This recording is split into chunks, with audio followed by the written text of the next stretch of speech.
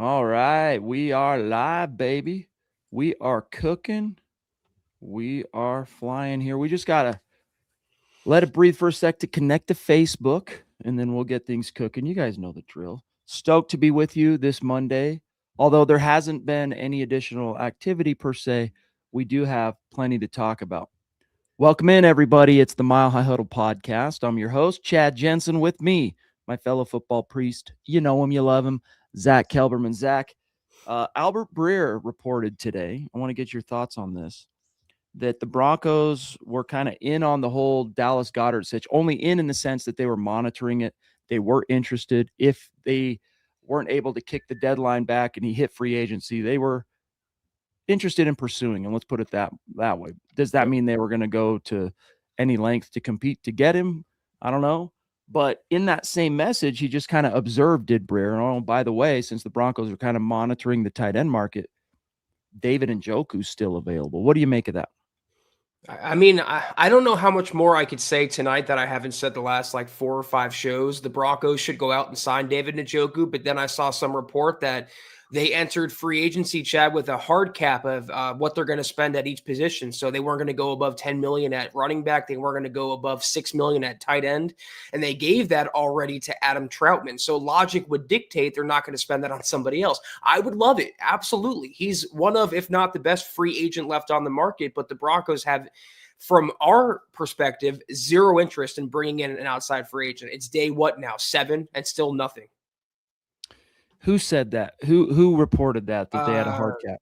I could find. I think it was Luca Evans from the Denver Post. Interesting. All right, we'll file that one away for a minute. But I mean, there's got to be some reasons to explain the inexplicable. I mean, I know that doesn't make any sense, but nevertheless, something has to explain how things have gone. But David Njoku's still out there, and I wrote it up because Albert Breer basically linked it in an article. He didn't exactly say the Broncos are interested, but I'm like, you know what? We're going to talk about this. Anything to keep the conversation going. But Zach, in the very same article, and I'll say it now, I wrote that, look, he's available, but by bringing back Adam Troutman, they could have brought back Nate Adkins, Lucas Kroll, whatever, and they could have even brought back Adam Troutman. But bringing Troutman back 3 years, not just the term, but 17 million, guaranteeing 9.5 of it.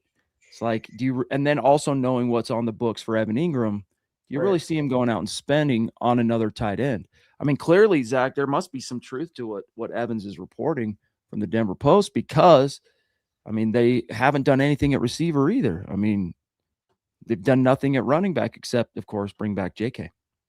Yeah, I think if the Broncos wanted Njoku or any other player, they would have signed him by now. I don't think they're waiting for Njoku's price to come down. It's not going to come down all that much. He's a starting caliber tight end in the NFL. He's going to get starting caliber money. The Broncos don't seem interested in shelling out any sort of money. And even if Evans' reporting is true, and I have no reason to doubt him, he's been a great addition to the beat. Why would there be a hard cap as to what they can spend? After shedding the Russell Wilson contract, being in the Super Bowl window, being on Bo Nix's rookie deal, having $20+ million in available salary cap room, and then restructuring Quinn Miners and getting another, 8 to 10, and then Jonathan Cooper on top of that. Why would there be a hard cap all of a sudden after the last offseason, Chad, when they were more bound by the Russell Wilson dead money, they were more active in free agency? It doesn't make sense. Still doesn't. It really doesn't, because while they are setting hard caps, while they are seemingly making decisions for future comp picks, they are kind of sacrificing the present, so to speak, right? You've got this window of time where you're in a competitive. I mean, I think it's fair now, after they made it to the AFC title game, to say the Broncos are now in a Super Bowl competitive window, and yet it's going to become exceedingly more difficult to keep that window open after, let's just say, 2027, because then Bo Nix, pretty soon, somewhere in that area, you're going to have to pay Bo Nix.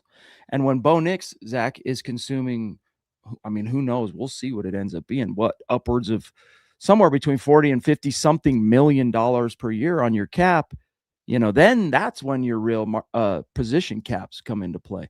So, I mean, the only thing I could figure is that they're preparing for that kind of life with Bo Nix by making, but it still doesn't add up. They don't need to be doing that quite yet.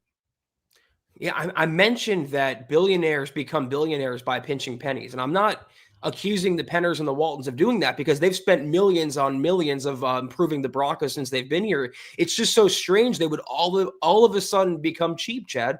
The family behind great value all of a sudden doesn't want to shop at the luxury section; they want to shop at the clearance rack. It doesn't make sense, and you saw, like you always talk about, I always talk about, what was the difference in the AFC Championship game? Yeah, you had your backup quarterback, but the skill positions and the lack of help that Stidham was getting, or the lack of help even before that Bo Nix was getting, was evident. And to do nothing and sit on your hands and let another year potentially of your franchise quarterback go to waste is negligence at this point from the Broncos front office.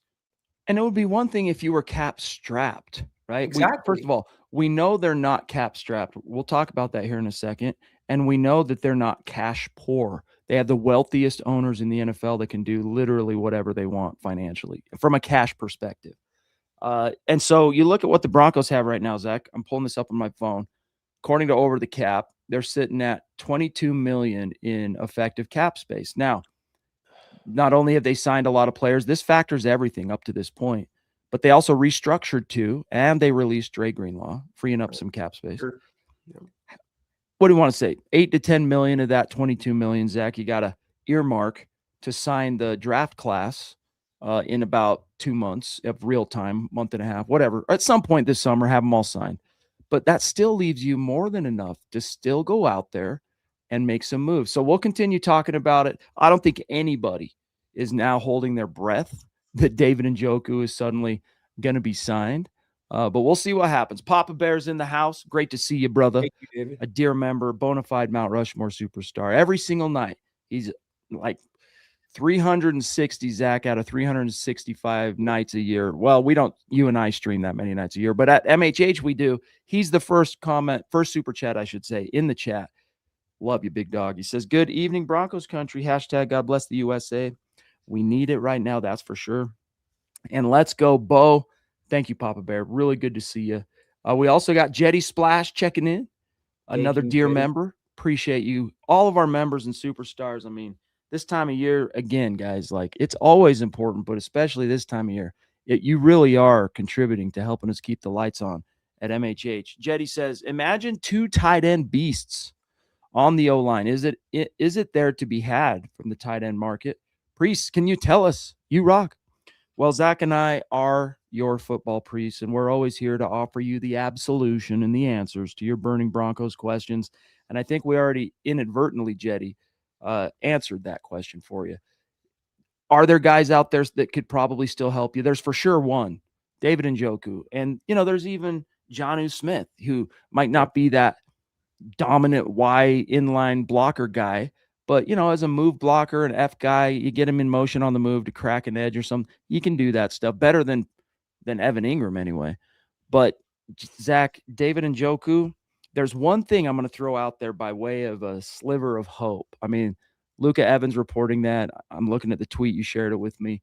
The one thing, though, that gives me a sliver of hope is the longer a free agent, I'll say, languishes on the market, the cheaper they probably become. And in Njoku's case, Zach, he obviously wants to make some money, but I got to assume that one of the reasons he said, I'm leaving Cleveland this time around is after all those years, he's been there since 2017, not really winning. I think they had one or maybe one winning season over that span. He wants to play for a chance, Zach, at a Super Bowl. Right. Broncos are one of those kind of teams. Yeah, I mean, I don't think Njoku is going to reset the tight end market with his next contract, but he's not going to get a $1 million contract for 1 year either. He's not going to get veteran minimum. And that's what I feel like the Broncos are banking on, Chad. They're banking on the fact that these free agents are going to want to play for the Broncos and play for Sean Payton, play with Bo Nix so badly that they'll leave millions on the table. I mean, to have a hard cap of $10 million at running back when the best running backs were well above that, it really limits you. It hamstrings you. And to go into free agency with that mindset, that's bad enough. It's one thing to read the market when Walker is going to get about 15 and say, okay, I'm out. But to go into free agency with that mindset is completely antithetical to what I thought the Broncos were going to do. Do you remember us fielding questions as we grab Sam here before free agency and like during the regular season and especially toward the end when you start kind of at least looking ahead a little bit?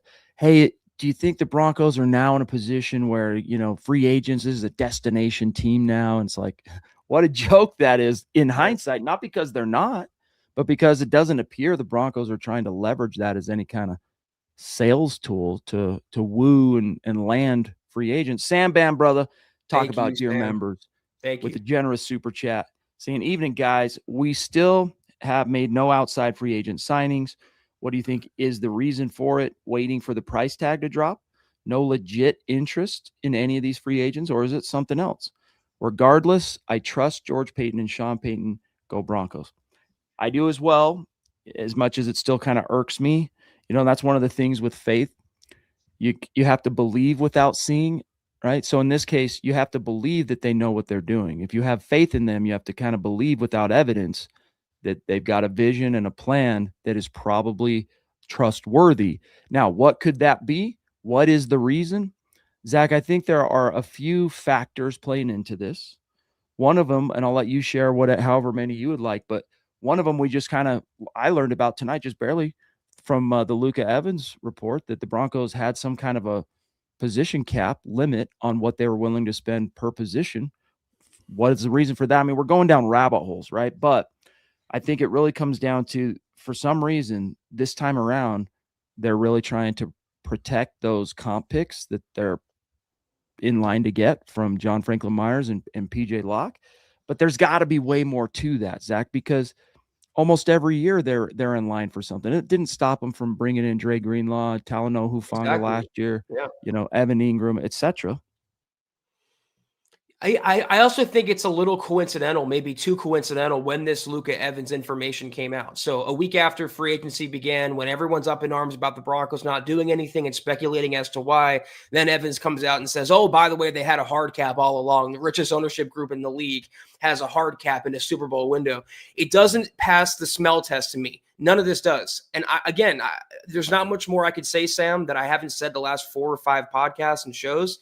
I don't want to become too conspiratorial. I don't want to say that Sean Payton is sabotaging Bo Nix or Davis Webb. I don't think that's the case, but it's a little strange. I'm not saying they need to go out there and approach the offseason like Madden, like a video game.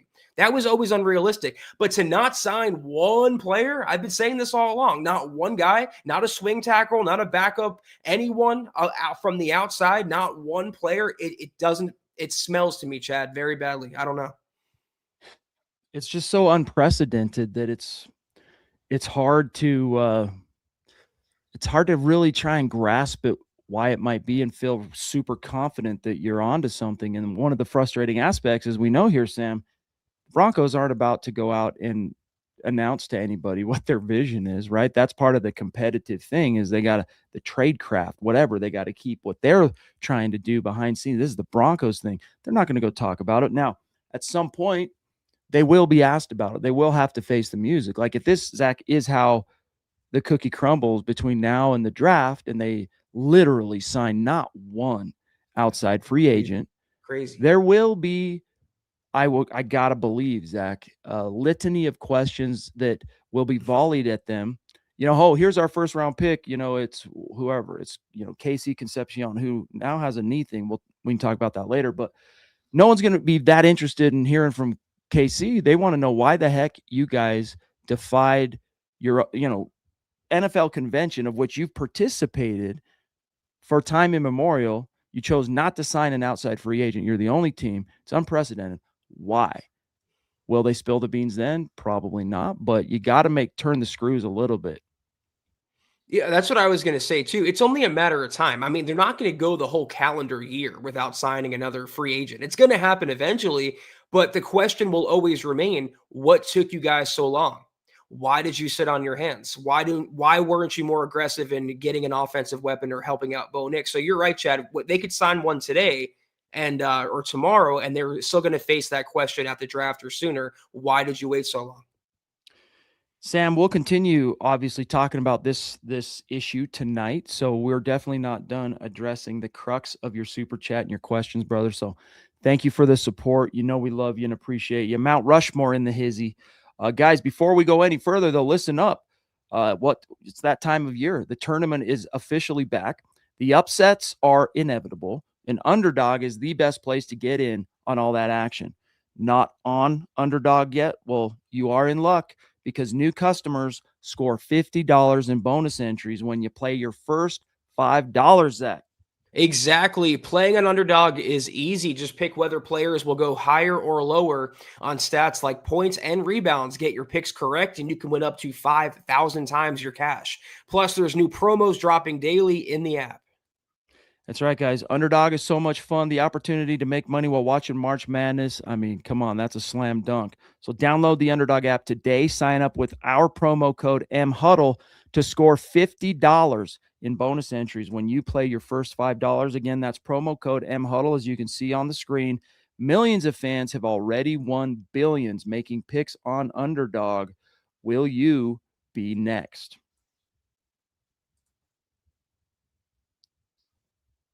Be 18 plus, 19 plus in Alabama and Nebraska, 19 plus in Colorado for some games, 21 plus in Arizona, Massachusetts, and Virginia, and present in a state where Underdog Fantasy operates. Terms apply. See assets.underdogfantasy.com/web/play and get terms _DFS_.html for details. Offer not valid in Maryland, Michigan, New Jersey, Ohio, and Pennsylvania. Concerned with your play? Call 1-800-GAMBLER or visit ncpgambling.org. In New York, call the 24/7 HOPE line at 1-8778-HOPE-NY or text HOPE-NY 467-369. By the way, Zach, really quick here. It's just worth noting, like the Broncos, when it comes to the cap space thing, I mean, even with 22 million, they rank 1, 2, 3, 4, 5, 6, 7, 8, 10, 11, 12, 13, 14, 15, 16, 17, 18, 19, 20. 21st in the NFL in cap space. Do you know who has the most cap space currently right now? Just take a wild guess. The Raiders still or no? No, it's the Chargers with 62 million.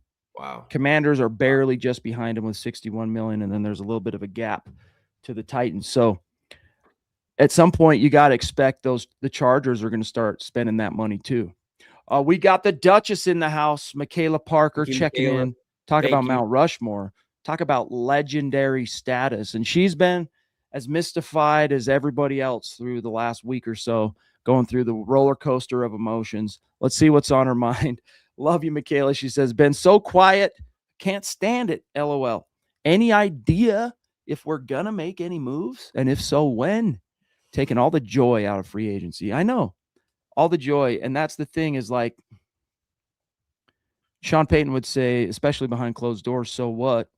But, you know, like you got to think at some point, some of those considerations would come into play. But I mean, then again, they don't do it, Zach. They don't go out and sign the player per se, except for maybe some of the desperate teams, bottom of the barrel. Let's make a splash and try and get our season ticket holders, you know, or more tickets sold or whatever. There are some of those kind of considerations that come into play for the real bottom of the barrel teams, but you don't necessarily want your team, Zach, making decisions based on trying to placate and excite the fans. But at the same time, it's like, why is this, like she's saying, why is this happening? I don't know, taking all the joy out of it. Even if it's inadvertent, Zach, I can assure you Sean Payton is taking some kind of pleasure in it, even if it's secondary. Well, first of all, Michaela, thank you as always. I hate to see you down, but I can't disagree with what you're saying that there's no joy in free agency. It seems like we just skipped that whole process and we're going right to the draft, and that's a tough situation to deal with because we were promised the Broncos would be aggressive and they've been anything but that. But so many people, and I'm not saying you, but so many people are fixated on one word the last week, and that's sign, when another word is more prescient here, and that's acquire. Because it's not just the players the Broncos can sign as free agents. They could have also traded for a player if they wanted to add to the offense or the defense for that matter, and they haven't done it. They haven't done anything. They haven't brought anyone in from the outside, and it's a more than just a pattern now. There's a reason for this. And what the reason is, whether there's something behind the scenes, whether it's because of the comp pick, whether it's because they had a hard cap as to what they could spend, we don't know. But there is a reason. This is not just random. It's not just coincidental. But I agree. There's no joy in any of it. Yeah, it doesn't make sense. And bringing it back to Zach, you've mentioned it several times since last Monday, how George Payton talked about being aggressive and all that. So I went and found one of the quotes that he was kind of doubling down on it because he said it initially in January in their end of season presser. Then at the combine, he said, quote, "I think I said it in January that we are going to be urgent and aggressive in our approach with no stone unturned. We are looking at everything. Then yet you have to be measured and selective and make the right decisions. You can't just go crazy because you became 3 points from the Super Bowl. We'll be aggressive in that approach, but really measured and try to make sound decisions," close quote. So I think we can officially now say, Zach, that George Paton is, in fact, a practitioner of GM speak. Yeah, absolutely. I mean, I think he was being too measured and being too conservative. He could check in on every deal like he's been doing reportedly. I don't know about everyone, but I've heard a few. But to not close any of them, to bow out because a player might be $1 million or $2 million more expensive, it does more harm to your team than good. I don't think that's good general managing. I'm a fan of George Paton, Chad. He's brought a lot to the table to the Broncos front office, but this offseason so far has been a black mark to me. Yeah, and you look at it, it's it's just like when you're trying to go on a diet, right? You got to create a calorie deficit for your body to start burning up some of that fat hanging on to you. And right now, Zach, when you look at the Broncos as from a personnel perspective, since free agency started, we'll just call it the offseason, the new league year, they're in a personnel/talent deficit because while they brought back 17, I think is what the number is, of their own free agents through re-signings and tenders, they lost 2, we'll just call them starting caliber guys in John Franklin Myers, PJ Locke. Then they released Dre Greenlaw. So not only have they not, let's say both those guys came back and they didn't release Dre Greenlaw. Well, then you'd be able to say they haven't gotten better. And that would be frustrating enough as it is because we know as good as their roster was last season, it had its imperfections. But not only is that the truth as we speak today, but you can argue, not even argue, it's a fact. They've gotten worse. And every other team in the division, by the way, has gotten better. Kansas City, the Raiders, the Chargers. The Chargers haven't done much, but they've improved the offensive line. At least they've shown they're willing to spend a little bit to help out their quarterback, to help out the team. To do nothing, Chad, again, is a dereliction of duty from the Broncos front office and Sean Payton. Michaela, my last word for you real quick is all we can do at this stage, my dear, dear friend, is try to stay as patient as possible. And despite the Broncos, Sean Payton sucking all the joy out of this little window on the NFL calendar that we all look forward to so much and treasure, you gotta buy in a little bit is my advice, only because Sean Payton and company have yet to steer us wrong, right? As Broncos country, he's done nothing but produce. Even year one, came in with Russ. Yeah, I couldn't quite make it work with Russ, but he was 2 Russell Wilson implosions away from a 10-win season and a wild card in year one. And even still, Zach, finishing with 8 wins, improved upon the previous finish by 3 games. Then he has the cojones, or like my part here likes to say, the cashews, to say bench Russ and then cut Russ, gets Bo Nix. The rest is history. 24 wins, playoff win. So I have faith. It's just I wish they could do something that smacked of reason and logic. Right now, we're in such uncharted waters that it just seems almost schizophrenic. So being asked or being told or someone saying, trust the process, we're so far out there right now that it's, Zach, hard for a lot of people to do because it feels like dereliction of duty. George Fox, so keep your chin up though, Michaela. I'm telling you, keep your chin up. George Fox says, I'm hoping that no movement means the Broncos are looking for a big trade before the draft. Broncos for life, MHH for life. Hit the thumbs up, guys. Thank you, George, for checking in, big dog. It's always great to see you. Zach, that remains, you used the word a few moments ago. Don't think so much in terms of signing, but acquiring. And there are still potentially some targets out there, including Waddle, potentially, who, what I read about him talking about Patrick Surtain and fighting or something? Yeah, I think it was like a celebrity boxing match because there was one that was taking place over the weekend, and he was asked about potentially boxing his former Alabama teammate, and he said, "I would beat his ass," or whatever he said. So I don't know if that's going to come to fruition. Hopefully, PS2 is not going to take that lying down, Chad. But that's the skinny with Jalen, and as in terms of how I would feel about acquiring him, that is the number one receiver a lot of Broncos fans have pounded the table for, and he would fit perfectly in a Sean Payton system as the complement to Cortland Sutton. Because right now, really quickly, all we have, speaking of big trade, is A.J. Brown. That's the big name. And I don't know if A.J. Brown and Cortland Sutton it would be an upgrade, I guess, on paper, but two of the same type of receiver. I'm hoping the Broncos have a little more dynamism in place at the position. The only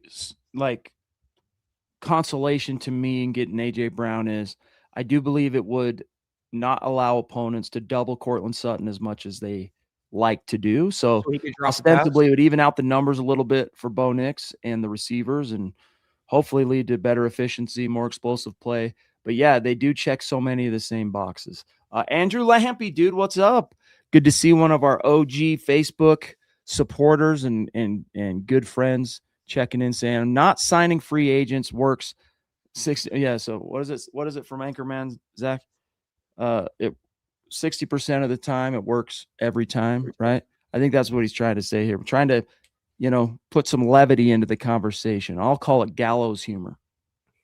Well, you said something a minute ago I wanted to touch on about trusting the process. And you're right that Sean Payton deserves the benefit of the doubt, and George Payton for that matter as well, for what they've done. But it's one thing to believe and have faith. It's another thing to blindly believe and close your eyes and ears off to everything else and act like a cult and co-sign everything the Broncos are doing. If you think the Broncos have stayed the same or got better, or gotten better at least, I'd like to argue how, where.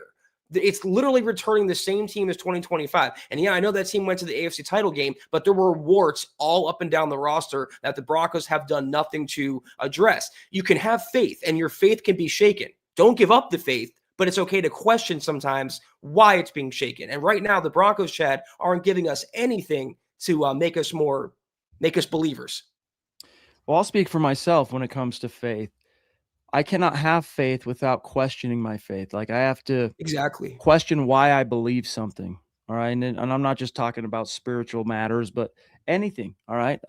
You got to question it or you'll believe in nothing. And DJ Capo's checking in from New Orleans saying, "What's up, Broncos fam? The only thing I can see is players we least expect to stay will get traded on draft night and after the draft." Zach, I feel you 100% Broncos for life.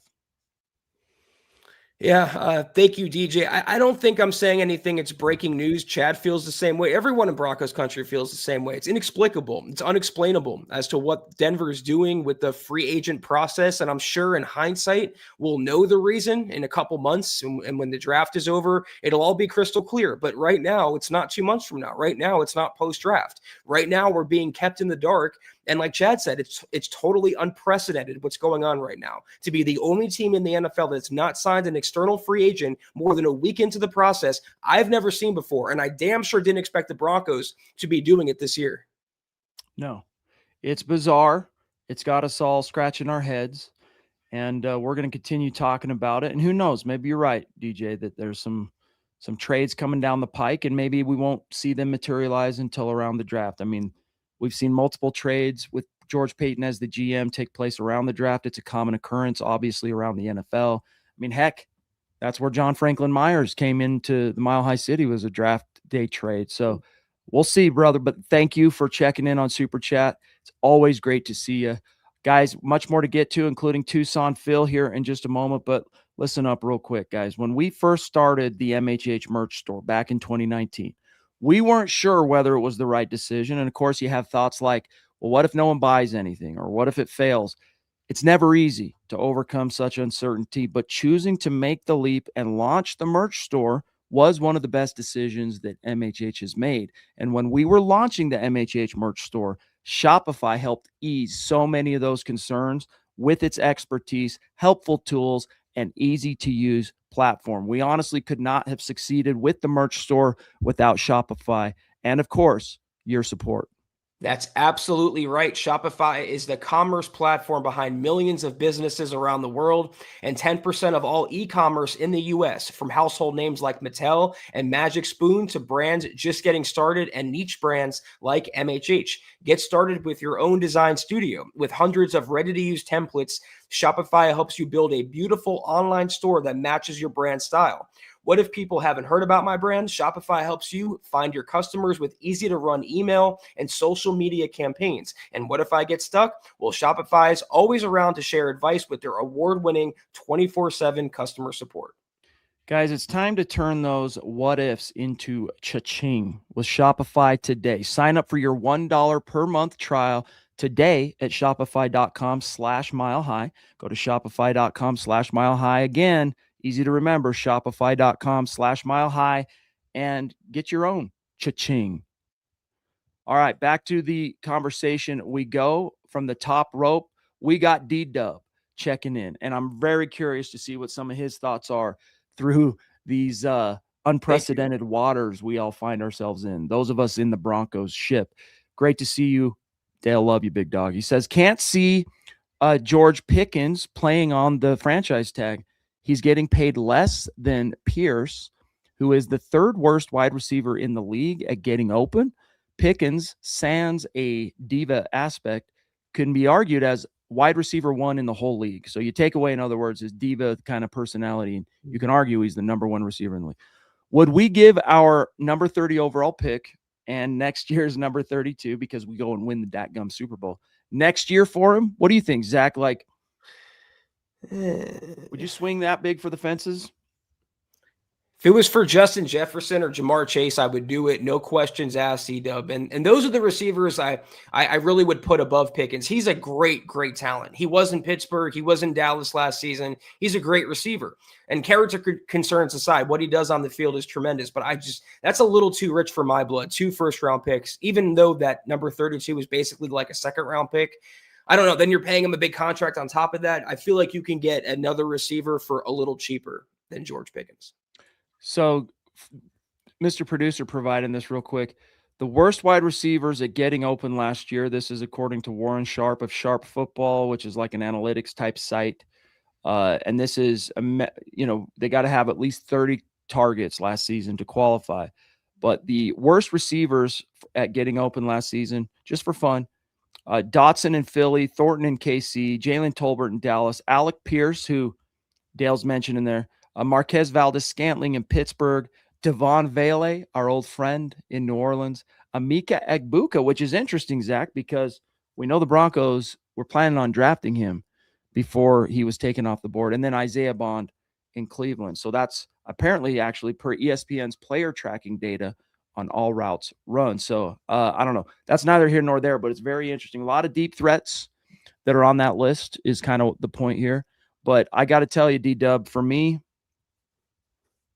oh, man, it's a really tough decision, but I got to agree with my part. If you're going to give up a couple of first rounders, I feel a lot more comfortable doing so for a receiver that did not have the culture concerns like Pickens. And maybe if you plugged him into a legit contender like Denver with a really solid foundation of, camaraderie and sacrifice and that winning culture, that it could rub off on him. But best predictor of future behavior is past behavior.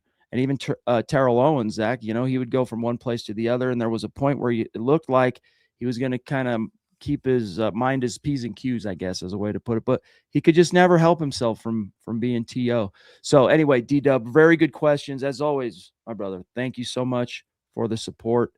Love you. Tucson Phil checking in also saying, good evening, Chad, Zach, and Deacon Scott. At this point, they better make a trade that shocks the world and more than one player. Otherwise, I'm really disappointed. Buckham, MHH for life, Broncos for life. I mean, honestly, Zach, there's really only one free agent out there that would give me kind of, for lack of a better term, that kind of blockbuster feeling. And we just know it's not going to happen. I mean, do we know it? Know it? Maybe not. But like, utilizing reason and logic and what we learned earlier about what Evans talked about at the Denver Post, the position caps and all that, it's not going to happen. But Zach, a trade, there's several potential things out there. Just remember, Phil, and Dale and everybody else out there, when you trade for a player, yeah, you get that player, and he better be damn good, right? That's why you're doing it. But then it comes at the cost. And what's the cost? You're giving up future draft capital. And in some of these instances, all of the instances actually, you're either absorbing Zach an already existing mega contract, or to make him feel the love, you're extending him right out of the gates and spending money anyway. But at least if you do it that way, Zach, yeah, you're giving up the capital, but you're guaranteeing you get your guy that you wanted. You're not necessarily trying to compete with this team or that team and the player chooses this team. You're trading for a guy. Yeah, I don't know. I agree, Phil. I don't know what to tell you, though. I think you and me and a lot of other Broncos fans and media and everyone are prepared to be disappointed. Even if they do swing a trade, which right now looks like super unlikely, have a better chance of winning the lottery, it seems. I don't think they're going to swing 2 trades. I think one would be the limit here. And hopefully, if they do swing, and I want them to, they swing for the fences. Don't settle for, I don't know. Like I mentioned, I saw someone in the comments like Zay Jones and Rashad Bateman, a lower level receiver. If you're going to make a trade for a receiver, make it a Jalen Waddle, make it a Garrett Wilson, Chris Olave, yada, yada. That's what I hope the Broncos would do. Whether they'll do it, though, remains to be seen. That it does. We got Seth Harmon checking in. What's going on, big dog? Great to see you. He says, I'm okay without signing anyone. There will be young players that improve. I think they just couldn't get a contract they liked. Maybe Sean is Zach, help me here. I don't know if he's insinuating the Broncos are taking on Cap from the trade for Peyton. I don't know. Maybe I'm wrong. Clarify, maybe. Seth. Yeah, I'm not sure. Seth, elucidate that last little point after your final comma there. But look, I'm okay. I can live with it too at the end of the day because I don't have a choice. I don't think it is the smartest thing when there are opportunities. You have the money and there are opportunities for you to improve the roster. Why in the hell are you not doing it? Why? Seriously, why? Is there a good reason under the sun? I mean, give me one. Play devil's advocate, Zach, and give me one good reason why. I mean, the only thing I can think of, not to put you on the spot, but the only thing I can think of, there's none. The only thing I can think of is I'm not giving you a reason per se here, but it's that I just believe so strongly in the guys we got. And not only the guys we got, but our ability as a team and as a coaching staff to continue developing them to take bigger and bigger turns around the corner in 2026. Is that a reason? I guess it's a reason, but it's more of an explanation, but it's not really a reason. I mean, you got to do that every year. You got to continue developing your guys. But Zach, right now what they're doing, like let's just keep it at wide receiver for a moment here. What they're doing is they're relying on Troy Franklin, Pat Bryant, Marvin Mims Jr. collectively, which is a stretch. And then also at the same time, which is another stretch because everybody when they turn a corner and the way people develop, it's at different rates. At the same time, these are low probability things. Now, maybe one of them takes a massive, gigantic leap, but even then you got to look at who these guys are and you got to measure and kind of gauge the probability of it happening. I mean, the best case scenario is Troy Franklin catches, 15, 20 more deep balls type passes that get him a little bit closer to 1,000 yards, maybe, Zach, in 2026. But he's not going to be that guy that dictates to defenses and changes the arithmetic in terms of pulling coverage away from Cortland Sutton. And look, in fairness to the Broncos, that guy didn't exist on the free agent market this year anyway. As soon as George Pickens got tagged, he didn't exist. But man, there are options out there that could at least give more weapons to the arsenal. Well, let's assume that the theory is correct and they're counting on their players. They like the younger guys. How would that explain the Adam Troutman re-signing then? He's not a younger player. He doesn't have any upside. He's just Sean Payton's boy. It's they had a concerted effort to not go out and sign outside talent. And I think it speaks more to ego. And like I guess that's the premise of the comment here. Sean likes his guys, and he mentioned that as well. Marvin, Troy, Pat Bryant, he picked those players for the most part. So he's going to be the ones that develop them. And he's going to look good because they didn't need any stinking free agents. They don't need any other team's leftovers, any other team's trash. So what the Broncos have is gold. I think it's rooted in a little bit of ego. I don't know. Yeah. It just doesn't make sense, man. You can be stoked and proud of your team, but you just three more holes just got created by JFM and I mean, here we are. We're going around in circles again. Like we're just talking about the same thing. And look, on one hand, when you're podcasting, Zach, through a process like this, by the time the first 2 weeks of the free agent window are over, we'll have podcasted 8 times through that window. You're going to talk about a lot of the same things. You're going to go around these circles. It's going to be a thing, but we don't have any further information. Zach, the closest thing we've now gotten, honestly, to anything remotely approaching an explanation is the Luka Evans thing about the position cap, but it does not explain the whole picture. It really doesn't. It's frustrating. Lady D checking in. Great to see you. Another Mount Rushmore superstar and a dear friend and member of this MHH family. She says, "Hi, Chad and Zach. I'm 100% agree with Zach. I'm very disappointed with what's going on. What are they hiding and why? Hit the like button, share, and subscribe. MHH for life." Man, see, this is what we're talking about. You know, you get Zach into uncharted waters. You do things so against the grain.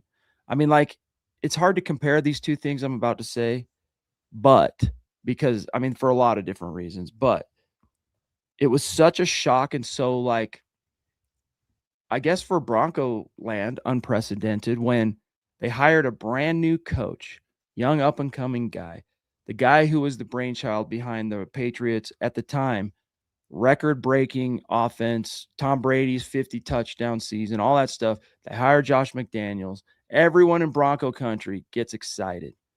I mean, everyone was overcoming their disappointment of losing Mike Shanahan, but the fact that we were hiring this guy that was part of the dynasty in New Orleans, young guy, or New England, young guy, all that stuff, that was exciting in the same sense that we were all excited for free agency, right? Fans are stoked, ready for something to happen. Then he swoops in and he just starts decimating the roster, including trading away the young franchise quarterback 3 years into being a first-round pick who was literally coming off a Pro Bowl berth. That's the closest thing I can say, or I can point to, Zach, in terms of relatively recent Broncos canon and uncharted waters. I don't know.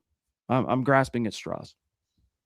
Yeah, Deanna, I wish I had a better answer because of what you showed, how generous you are and supplying that super for us. I don't have anything else to say that I haven't said. Like Chad said, we're going around in circles because it's been the same subject for a week and we have no further information to go on. We've been kept in the dark. The only thing I'll add, what Chad said, is like the Luka Evans thing, a little coincidental. I said this before, but a little coincidental, Chad. It's coming out now and it wasn't known before.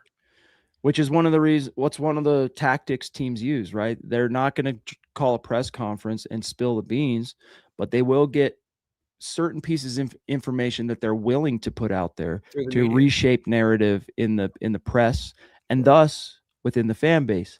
So someone decides, you know what, who can we give this to? Let's call Luka Evans and maybe at least give him this. But still, it's a far cry from an explanation. Why do you have a dollar figure cap, first and foremost?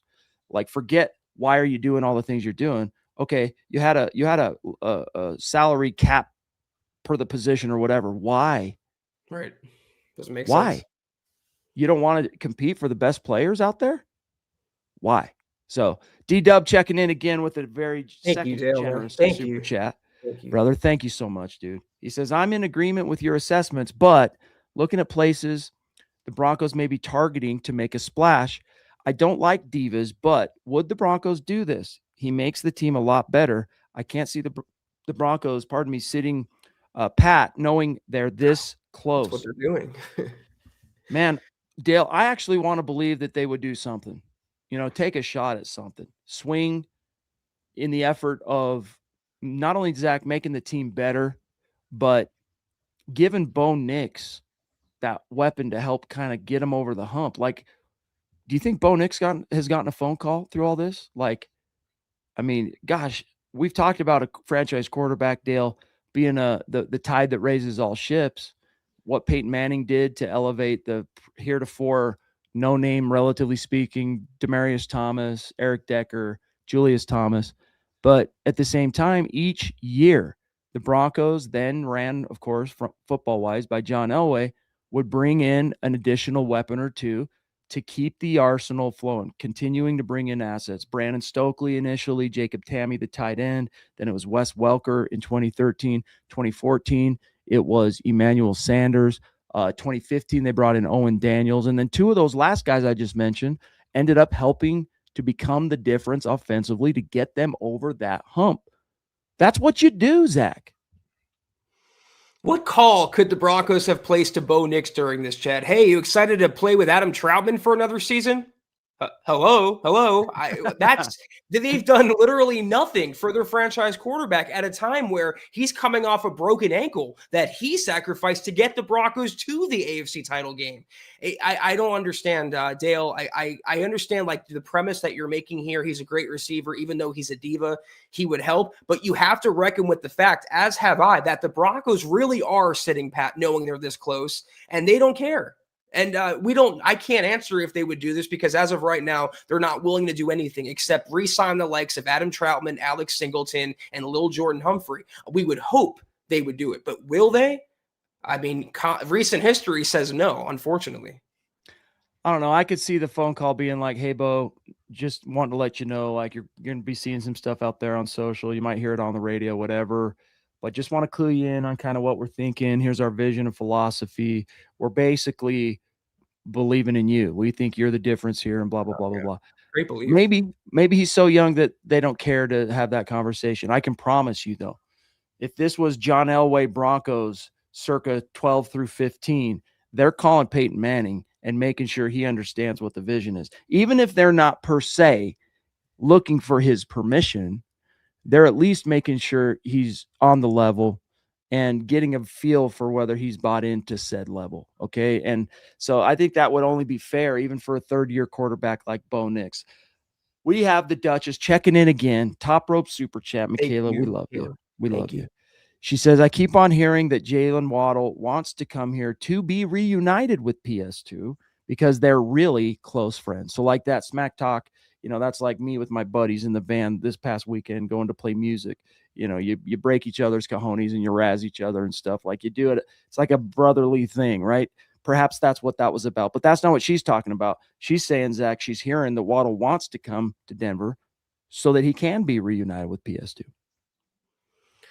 Yeah, I haven't heard, Michaela, definitive proof that Waddle wants to come here. I did see the fight tease or whatever that was, and they did play together in college, and they are close friends. You're right about that. And I know what you're intimating here. I would love it. I've been beating this horse since last year's trade deadline, or beating this drum, whatever. Don't come at me, PETA. But I would love to have that explosive talent in the receiving core because, like I talked about earlier, you're looking for the complement to Courtland Sutton. You're not looking to replicate or duplicate Courtland Sutton. That's what someone like A.J. Brown or even George Pickens to that extent, Chad, would do. Jalen Waddle would give the Broncos offense an entirely new dimension and really help out number 10 under center. But Michaela, like we've been saying, do they have any interest in helping out number 10 under center right now? No. Why? Because we all love Bo Nix. We all appreciate we appreciate his skills, and we're confident in his continued upside and progression. So maybe that's the Broncos are like, we already have the greatest quarterback to ever walk the earth. He needs no additional help. Like, put George Payton out there at wide receiver, and Bo Nix in 2026 is going to turn him into a 1,000-yarder. I don't know. Again, unprecedented. So I'm grasping at straws. But Michaela, shoot me a text where you're hearing that information, if you would, my friend. D-Dub checking in again. Thank you, man. He says, true, Zach, but you have to explain the cap maneuvers. What are they making room for? This is a good question. Now, real quick, just by way of, making sure we know what he's talking about. The Broncos, right before free agency started, So I think the news broke Sunday. So that thing's open Monday. Sunday, they restructured Quinn Miners, freed up $11 million. Then what was it, Zach? About halfway through this past week, news, or no, actually it was Friday, I want to say.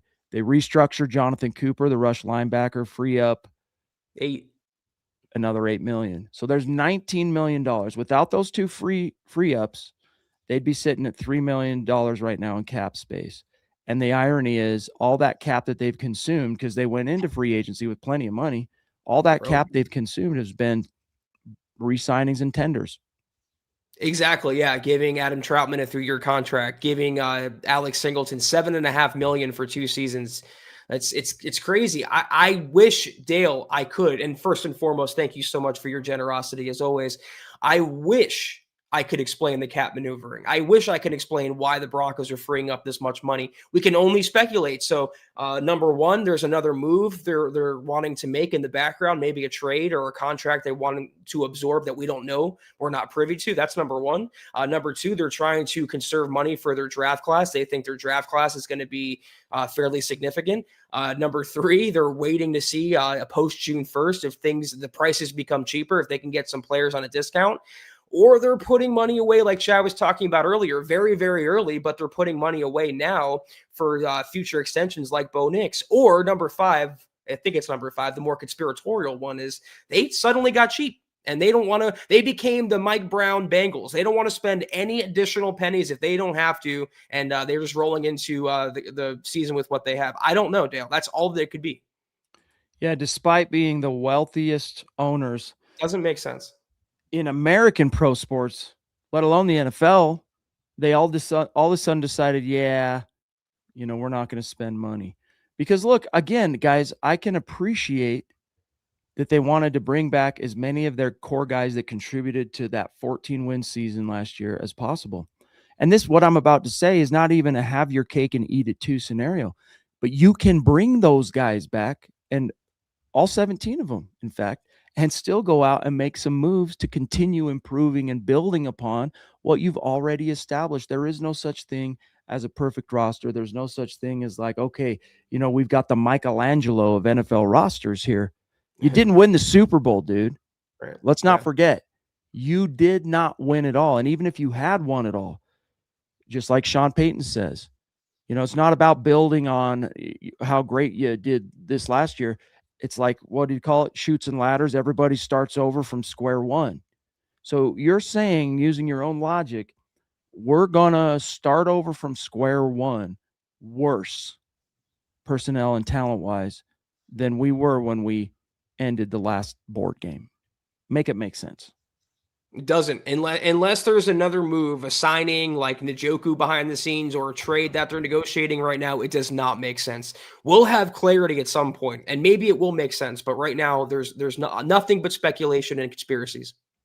So we've got Mblex, a dear buddy, a dear superstar supporter, member, and the unofficial chief of the MHH Discord. Not unofficial, we'll call him official chief of the MHH Discord server, gifting 1 Mile High Huddle membership in the chat, brother. Thank you. We appreciate you, big dog. Real quick, what Michaela was talking about here, Zach, was the Akeem Talib stuff. Now, I only kind of caught that right before we went live because I took about a 50-minute break from being at my computer 24/7 to do a few things.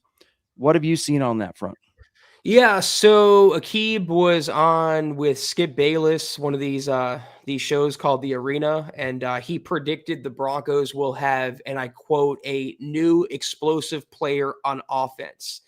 He didn't say when, he didn't say who. All he said additionally was, just remember I told you that when it breaks, remember Akeem Talib said that. And people are speculating. So if that's what you're going on, Michaela, it sounds like Talib is more hopeful than he is like reporting insider information. I wouldn't confuse him with Adam Schefter, despite what he claims to Skip Bayless in that interview. I'd love it to be Jalen Waddle, and I hope that Akeem is right. But as of right now, I haven't heard anything concrete linking Waddle to the Broncos. By the way, Mblex says, Chad, please do not call me a chief. I get it. Took me a second there to catch. I'm like, what is he? The The little slow on the uptake. All right, let's come up with something else. The Admiral. How's that? No. I don't know. You guys, give us a nickname for the dear member who basically runs our Discord for us like an awesome dude. You guys give us some ideas here. George Fox, he says, you have to remember this year's players are now a year older. This last season's players are now a year older. That's why you try to improve your team. Yeah, good point, George.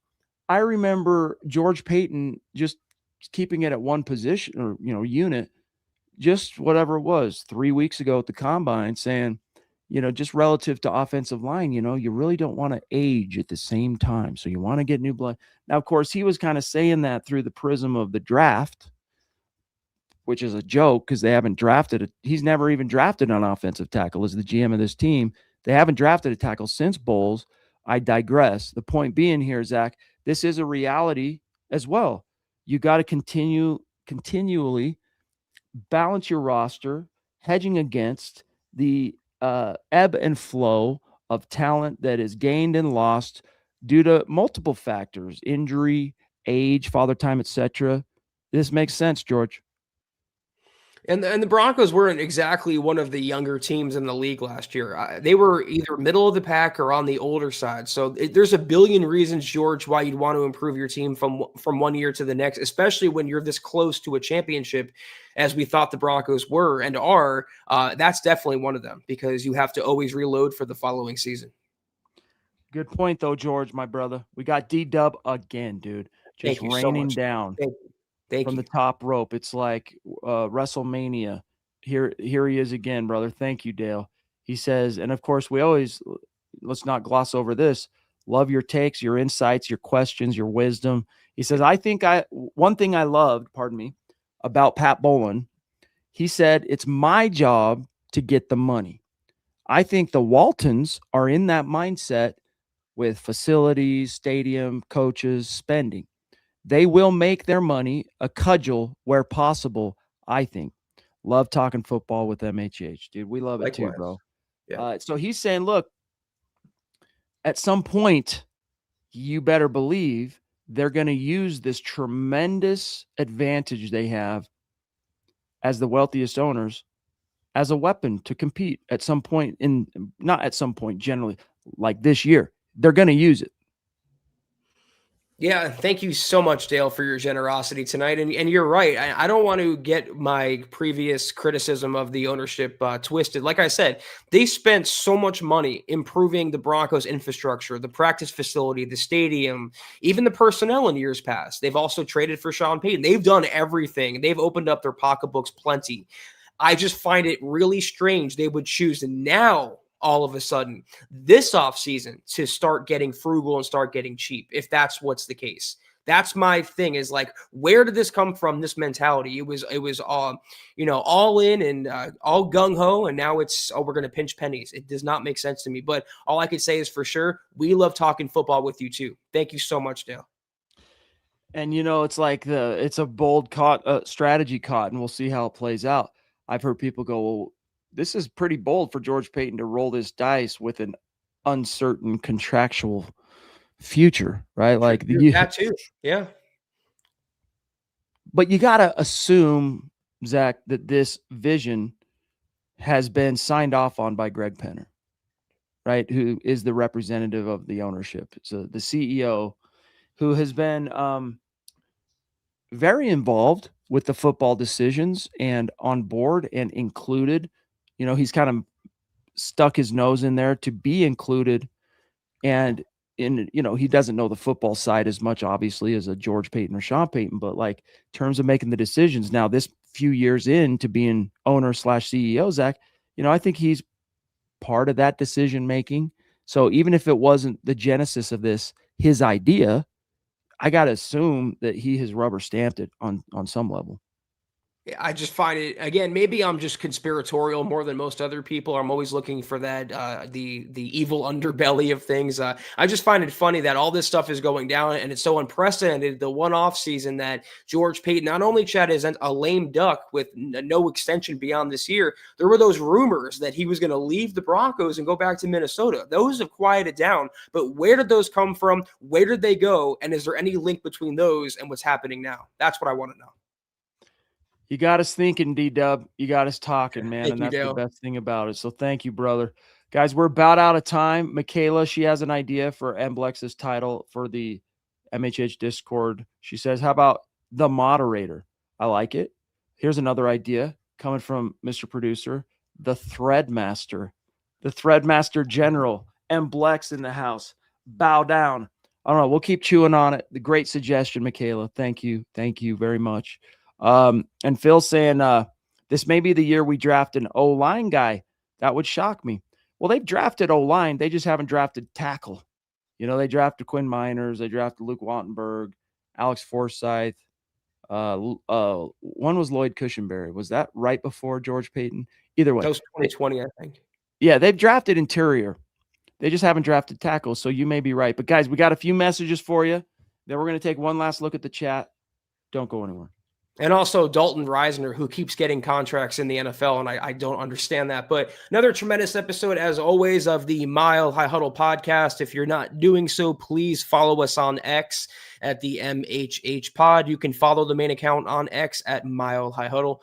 Chad at Chad and Jensen, myself at Kelberman NFL, and Scott, our producer, at Scout Kennedy. If you guys want some merch like we're rocking each and every single podcast, check out MHHmerch.com and get you some. If you haven't done so, please drop us a like at Facebook.com/Mile High Huddle Pod. You can find us on Instagram at Mile_High_Huddle. If you're listening on Spotify or Apple Podcasts, make sure you're leaving your football priest a 5-star review for a chance to win some merch each and every single month. If you haven't done so yet, please join the new MHH Discord server. The link is in the description below. But if anything, y'all, please, most important, as always, that you subscribe, you like, you share this video and every video you see on the MHH channel. It really helps us grow and reach more Broncos fans, just like you. That's right, baby. Oh my goodness gracious. Whoa, Dale. We're sticking around for a sec because D-Dub's back in the hizzy with another one, and it's a Superfly suplex. Yeah, dude, he's going way back. I love it, dude. Thank you so much, Dale. It's awesome, brother. He says it's all speculation, and you both always bring relevant points. My money's on they're up to something. There will be a big move, but who knows? Regardless, Broncos for life. Thank you, brother. Yep. I gotta believe that still. I mean, this first week has made me question why I believe these things, but I just at the same time gotta believe, Zach, that they know that they recognize fully we did not win the Super Bowl. We were exposed for kind of a lack of weaponry in the AFC Championship game when we needed everyone around our backup quarterback to rise to the well, they just couldn't. Even Cortland Sutton was dropping passes that game. So I gotta believe, Zach, they something. I'm right there with you, D-Dub. I'm gonna maintain a sliver of hope and faith that something bigger is coming down the pike. But this has been a weird week, yo. Weird. Not to mention they're one snap away, potentially one injury from starting Lil Jordan Humphrey or Michael Bandy at receiver. So, yeah, Dale, I mean, I've been a little pessimistic on the Broncos and George Paton, Sean Payton, but the optimist in me is still screaming the fact that there's something brewing in the background. There has to be. It's Occam's razor here. It would have to explain the inactivity and free agencies because they're doing something in the background. So I tend to still side with you, optimism and hope, copium, if you want to call it that there's a big move coming. But like you said, who knows? Just have to wait and see. Thank you so much again, though, for all your generosity tonight. Absolutely amazing, D-Dub. Much love, brother. Thank you so much, dude. Shannon, another Mount Rushmore superstar and dear member saying, hey, Chad and Zach, running late, but I made it. Always better late than never, Shannon. Love you. She says, this whole situation is making my head spin. Ugh. Name for Mblex, director of the Discord. All right, the director. The director. I remember I had a phone sales job in college where our job was to like get people on the phone. The new guys, our job was to get people on the phone. And then if we could kind of get them interested, turn them over to the director of whatever it was that was going to like, tell them how great this widget we're selling is. So, director, I got to tell you, Shannon and Mblex, it does come with some perceived status. A little stigma there, but thank you so much, Shannon. Like Chad said, better late than never. We know we'll see you around the next pod Wednesday night and tomorrow for KK tomorrow afternoon. But thank you so much again. That's right, KK. It's already Tuesday again tomorrow, guys. Like that's how quick time flies. So, all right, guys, love you, appreciate it. We got a mile high salute. Special shout out to all these awesome super chat superstars, supporters, dear members, helping us keep these lights on tonight. And I'm just gonna go from top to bottom here. We got the Papa Bear, we got the Jetty Splash, Sam Bam, George Fox, the Duchess, multiple generous supers, Andrew Lampy back in the house on Facebook. Good to see you, dude. Mblex, the moderator, the director. I don't know. We'll come up with something. It's gotta percolate. DJ Capo, Tucson Phil, D-Dub with multiple top rope supers. Seth Harmon, the Lady D top rope super. Let me see. I said George. Man, this is amazing. Shannon jumping in at the very end. We love hearing from you, even if it's just that last couple of minutes of the show, Shannon. So great to see you. And like I said, I'll be in the room tomorrow with Zach for Kelberman's Corner. Not on screen. I'll just be kind of helping him in the background for our members only. Guys, if you want to be in on that action, just become a member on YouTube and you'll get access to that conversation and the show itself. So love you guys so much. We'll see what the next day or two brings as a tandem. Of course, Zach and I will be back Wednesday night.